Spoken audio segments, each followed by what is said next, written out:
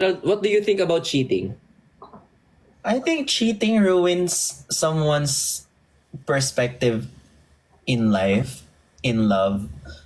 Itong mga perspective na, let's say, ang perspective natin sa love, when we were young, it's magical. It's fairy tale. when when we're teenager, we felt like it's a little painful because love can be hard. Pero when we get cheated, lahat yon nadidiminish, nadadamage to a point na nag-iiba na yung perspective mo in that aspect in love. So, So, mawala yung trust mo dun sa other people. hindi lang nawawala, nagbabago rin yung way of thinking Oh, mo. yes. Thinking na, okay, love kasi comes pala with pain. Maligtad, 'di ba? Pain comes with love. Parang ganon. So parang I'm always scared of falling in love because I know after falling in love and being in love, there will always be pain.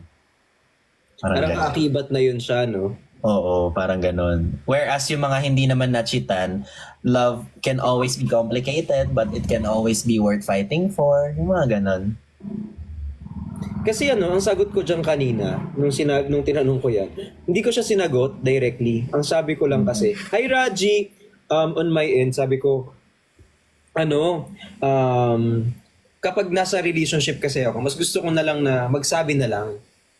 I know it's hard, pero mas okay sa akin na magsabi na lang agad kung mag-cheat. Kasi it's gonna be hard for the both of you if you're like hiding something just to see someone, talk to someone. Parang papahirapan nyo pa yung sarili nyo eh. Just, parang like, yun ang lagi ko sinasabi if ever na magkakaroon ako ng jowa.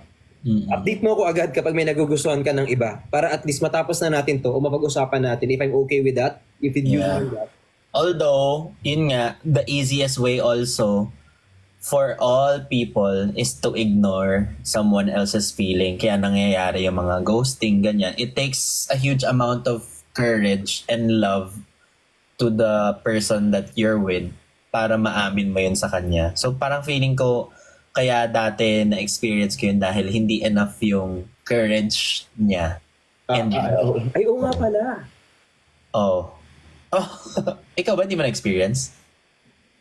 Baka soon. Baka soon. Joke lang. Ano kasi ako, Kuya Ben, confrontational. That's good. I mean, but your partner, hindi mo mag-gauge kung confrontational or not. Ayun din. Minsan, yun kasi yung mga yung mga variables na out of our hands. Kasi minsan hindi na natin yun makokontrol eh. Whatever they are, parang imposible na natin. Variable. Yun yung kapag bibigay mo sa jeep. Okay. Variable lang sa umaga.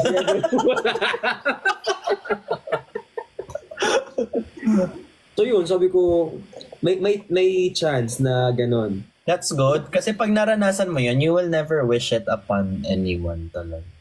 Parang masakit siya na sabi mo na gusto ko ng iba, pero yung pain, hindi ganon ka sakit kapag biglang nawala or biglang nag-cheat na ng tuluyan.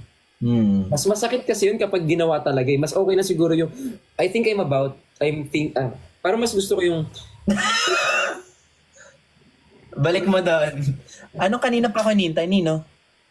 Ayun ko, nag-up yung message. For example, may nagtatanong ako na, yung sasabihin ko na, I think tumitingin na ako sa iba.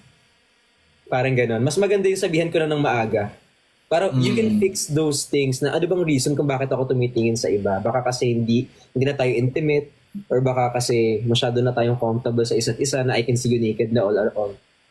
Parang dapat hindi na ganun. Para makapag-step back and fix the things that should be fixed.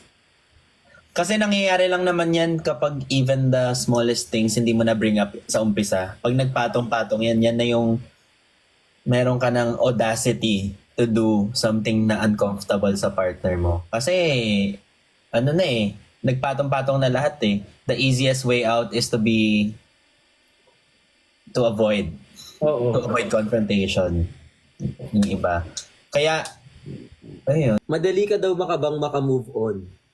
Ako, ngayon, Ngayon, mas madali ka na mag-detach. Kasi nga, di ba, ang way of coping up ko, work. So, ngayon, kailan ba ako nakipag-break up? Nakalimutan ko na nga Hindi din. ko alam na, ba't? Last month at, hindi, nasabi ko yun sa live that day mismo. Ay, Simula nun, sobrang active ko sa live, sobrang active ko mag-work. so parang naging cope up mechanism, tama ba? Naging Coping mechanism alam mo, ko. naging ano na ako, particular na ako sa grammar ko kasi baka mapanood tayo. Sabi ko sa'yo, nakakatakot eh. Sorry po, pasensya na po sa lahat ng nanonood ko. Nagkamali po kami, pasensya na po. Di ba? Sino si Vic? Anyway. Ayun, so work. And mas ano kasi, hindi, feeling ko talaga number one factor yung anak ko. So parang exemption siguro yun. Na parang, like, all of a sudden, I got my shit together. Parang gano'n. Ikaw, mabilis ka mag-move on? Mag-move on? Siguro. I think so.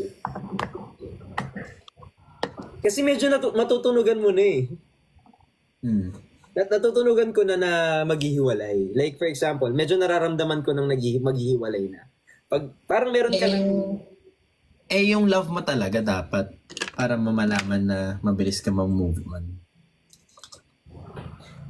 ano, tawag dito, hindi ko kasi alam kasi lagi ang interval ko, Kuya Ben, is like years. Laging 1 year. So hindi ko na siya namamalayan.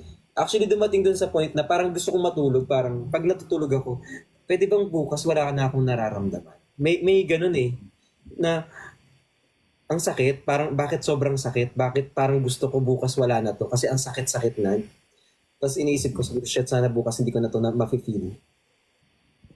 But there's nothing you can do about it kasi it's gonna be hard. It's so, Kung hindi ka mabilis mag-move on, oo nga. Hindi ko na siya, parang hindi ko na tinatrack yung time. Kaya hindi ko alam yung sagot. Kasi ang sakit eh. Alam mo yung, mas masakit pa siya dun sa tinuli ako, mas masakit pa siya yung physical pain. totoo. Yung, Dati, matagal ako mag-move on. Yung nag-cheat sa akin, relationship namin nun 10 months. Pero ang moving on ko nun 2 years.